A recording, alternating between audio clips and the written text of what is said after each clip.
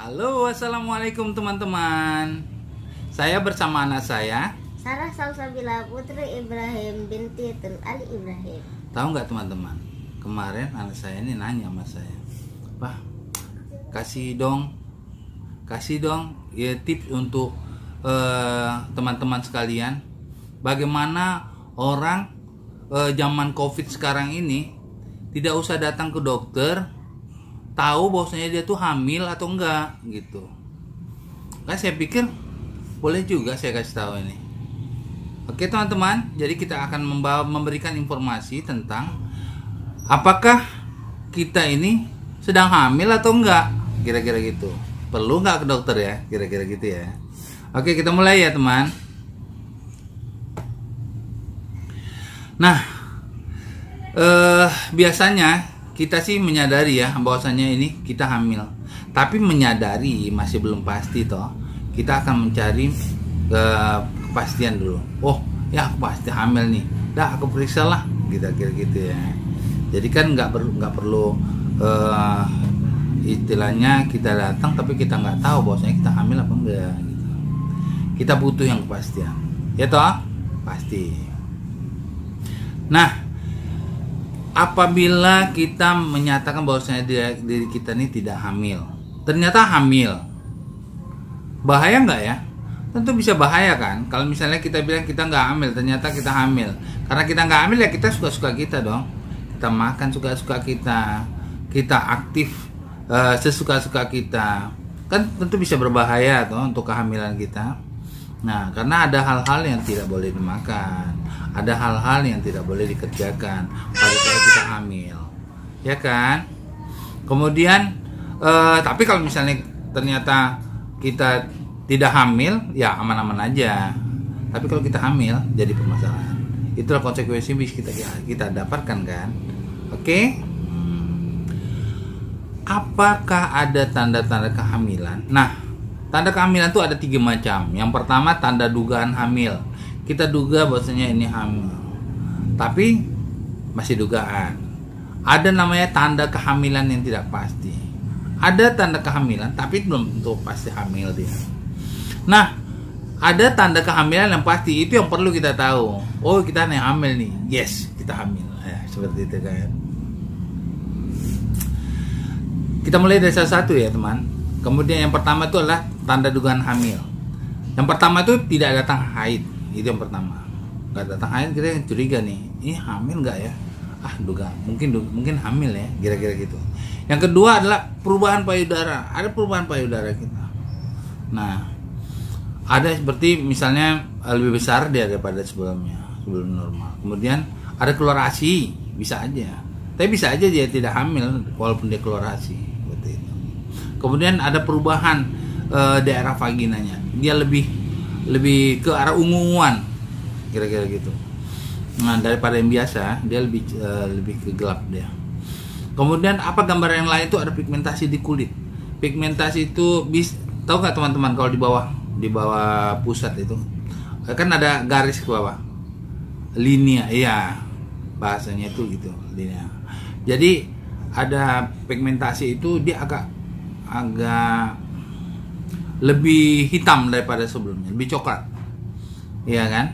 Nah, lebih coklat. Itulah salah satu tanda dugaan hamil. Kemudian apa gejalanya? Biasanya itu adalah mual, ya, ada mual. Kemudian gangguan buang air kecil, itu salah satu tanda dugaan hamil. Kemudian rasa lelah, perasaan adanya gerakan bayi, perasaan, ya toh? Nah, apa tanda kemungkinan hamil? Tanda kemungkinan hamil itu pemeriksaan perut. Bisa kita lakukan. Kita lakukan sendiri pemeriksaan perutnya. Kemudian periksa air seni. Kita bisa lakukan sendiri pemeriksaannya. Beli aja test pack. Banyak itu test pack di toko-toko ya, di market ataupun terutama di apotek ya. Banyak kan. Kemudian ada perubahan kandungan. Dari perut kita tuh berubah lah ya, dari kecil jadi lebih besar daripada sebelumnya. Bawaannya itu lagi mau pipis aja gitu, karena dia besar kan. Dia kalau misalnya udah besar, dia akan menekan daripada kandung tempat kencing mau dikeluarkan, berisi. Jadi ditekan makin besar dia makin tekan. Jadi bawaannya mau pipis aja. Gitu. Itu normal kalau untuk ibu hamil. Nah, tanda pastinya apa? Tanda pasti tentu harus ada denyut jantung janin. Kemudian ada gerakan anak. Itu pasti. Nah, kalau ada gerakan anak pasti hamil. Tapi kalau misalnya denyut jantung anak itu pasti hamil. Di mana kita tahu? Bisa kita beli di luar, ada namanya alat Doppler. Tapi kalau misalnya mau tahu sama dokter lah. Nah, akhirnya yaitu USG juga kita akhirnya untuk mengetahui bahwasanya kita itu hamil karena ada gerakan bayi dan ada jantung bayi. Itulah tanda pasti. Selain daripada itu apa? Ada ronsen. Bisa boleh dilakukan? Boleh aja kalau misalnya bayinya sudah mati atau meninggal. Tapi kalau misalnya belum meninggal nggak boleh ya, karena punya efek samping kalau misalnya kita lakukan fotoradiologi kepada ibu hamil. Oke. Kemudian ada balotemen.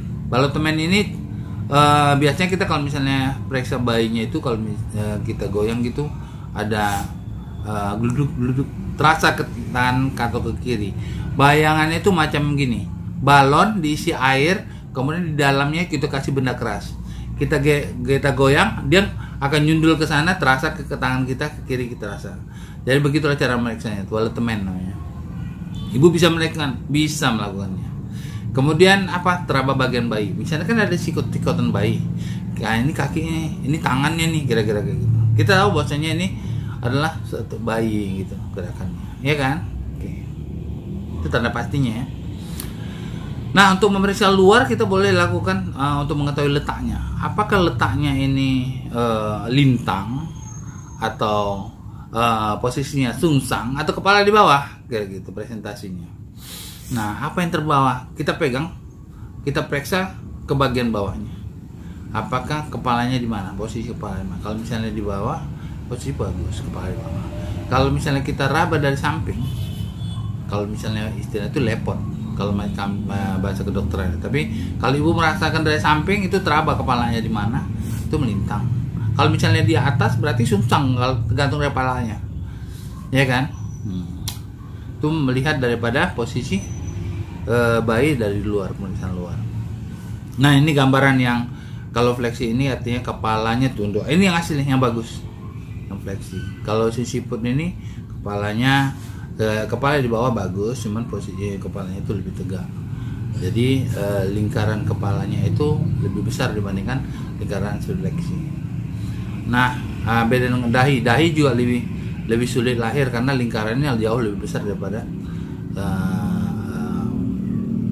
fleksi tadi. Apalagi ekstensi maksimal daripada presentasi muka, ini lingkaran jauh lebih besar daripada lingkaran fleksi. Jadi sulit untuk dilahirkan normal. Untuk mengetahui dari mana?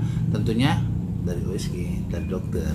Tapi kalau yang tadi tidak perlu. Kalau untuk melihat bahwasanya kepala di bawah atau di atas.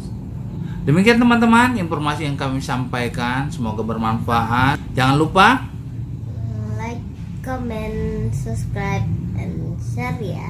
Oke, sampai jumpa teman-teman di video berikutnya. Assalamualaikum warahmatullahi wabarakatuh.